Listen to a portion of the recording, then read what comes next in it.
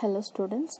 So in previous class we have finished our 13th chapter, right? So today we are going to discuss about our 14th chapter, the local self-government in the urban areas. So how the government will work in the urban areas as by their self, like municipalities. So how it will work as local self government in the cities, urban areas. So if we see, the towns and cities are the places where we have a large number of people live. So we already know that if we compare it to the villages, then we can see more people in the cities only. So comparison, if the towns and cities, they are the places where the large number of people they will live here, and the roads in many parts of the cities are wider and busier. So if we observe in the cities, what we can see, the roads will be, it is completely a large, greater large, and also always busy with the traffic and vehicles in the cities. So there are many shops and vehicles and different companies and industries are also present in the cities. So what they require a lot more planning and amenities than in the rural areas. It means in normally the in rural areas there are not more vehicles are there, no more traffic, lot of traffic is also not available there, so it will be completely peaceful. But if we see, compared to the cities, what will happen, there are lot of vehicles and shops, industries, so public will be more. So for that, what first of all what they need to do, they require a lot of planning. And amenities is nothing but facilities, meaning of amenities is nothing but facilities. And so the urban areas people, they need lot of planning and facilities as then if we compare to the rural areas. So moreover, if we see, every year more and more people they are shifting to towns in search of what, employment and the livelihood.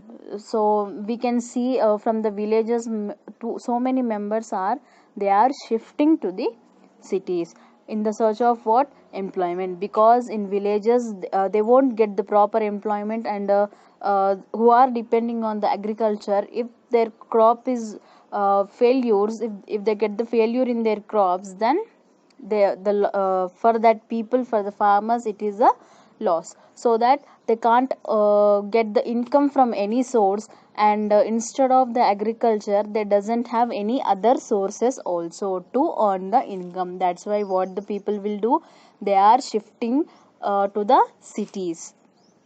So by these, how the people are shifting from the villages to towns, so the sizes of the cities are increasing day by day. A new colonies are setting up, and a new buildings, the constructions are setting up, because the people are increasing day by day in the cities. And many of the colonies which are there, they are in the form of slums only. In that slums, the large number of poor people, they will live there, they will do work, and they will live there in the slum areas, slum colonies. So they should, so who are the people living there, they should be assured, they should get the facilities of, like, basic needs, like what are the basic needs they need, like water is the main source, and electricity they need. And they need transport to travel, to go to works, jobs. And for their children, for education, they need schools and hospitals. So a major problem in the cities is the disposal of the waste materials, or garbage, and the drainage. So what is the major problem in the cities? As getting rid of something like waste materials or garbage and the drainage. These are the main problems which the people are facing in the cities. So thus the providing the public facilities, it is nothing but the amenities in towns and cities. It is a very complex job and they need a large organization. So in cities, day by day the people are increasing. So what is happening? When the people are increasing, automatically they need facilities for all the people. So to maintain all these in the cities, first of all the government need, first of all we need a large organization. So that organization is known as what? Municipality. There are three kinds of the municipal bodies are there. So they will, these three kinds of municipal bodies, they will depend upon the size of the population who are living in the cities. So how much the size of the population is there, regarding to that the municipal bodies will depend. So like the, for example we can see here the Nagar Panchayat. So in Nagar Panchayat we can see the people, how many people, the 20,000 to 40,000 people. Coming to the municipal council, 40,000 to 3 lakhs people. And municipal corporation, more than 3 lakhs people are present, then municipal corporation. So like this the municipality is divided into three kinds of municipal bodies. Formation of municipalities. So how the municipalities will get formed, we will see now. So like the village panchayats, the municipalities also formed through elections only. So in villages the village panchayats will be there, no? So how they will elect the representatives? In the form of elections. In the same way, in cities and towns also the municipalities are formed through the elections only. So the urban areas like cities, these are divided into the wards and divisions. We all know in our cities there is a different words, right? There is a numbers for the word. So for each word there is a counselor, isn't it? So the urban areas, there are divided into the wards and divisions. So the people are elected as representatives. That representatives are called what? Councillors in the municipal towns and corporators in the corporation cities. So as we discussed, so for every ward there will be a councillor. So that only that ward member people will select one person as their representative. That person is known as whom? The councillors. So that councillors, we can, in the municipal towns, that people we call it as councillors. And coming to the corporation cities, we call them as what? Corporators. Apart from the ward councillors, there are also the mayors or the chairpersons. So the councillors are for the wards. So if we keep aside the councillors, apart from these ward councillors, there are some more people who are present in the municipalities. Who are they? Mayors or the chairpersons. So the head of the institution, like the sarpanch in the panchayats do, in the same way, the, like in villages, what the sarpanch will do in the panchayat works, in the same way the mayors and the chairpersons will also, they are the head of the institution, they will do the same work. So as per the election procedure, they will follow to elect the gram sarpanch, and the chairman or the mayor, they are elected directly by the enrolled voters of the municipality or the corporation. So these according to the procedure of what? According to the procedure of the election, the sarpanch and the chairman, it is nothing but mayor, these are they will elected by directly by the voters who are present in the areas, urban areas of the municipality and their corporation. So now we have, just before we have seen that how the municipalities will get formed, the formation of the municipalities. Now we will see that how does the municipality work. So the municipality will has a lot of tasks to perform, like water supply, street lighting, maintaining and building roads, drainage and the garbage disposal, running schools, ration shops and hospitals, among others, besides taking up a new developmental works.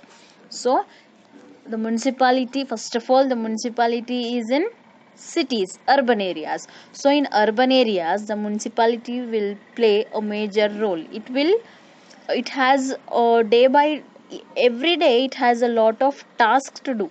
It has lot of tasks to perform for the people, like they need to supply the water for the people who are living in the cities, and they need to maintain the street lighting, and they need to build the roads. If the roads are not good in the cities, then they need to build the roads, and they need to take care of the drainage and the garbage disposals, and they need to run the schools, they need to run the ration shops, they need to see the hospitals. So if we, so these are the daily sources which are looking up. But among others besides, it means instead of all these things, they also need to take care of the new development works if they want to implement. So now all this cannot be done by a few people or by the corporators or the councillors alone. So these many works are there.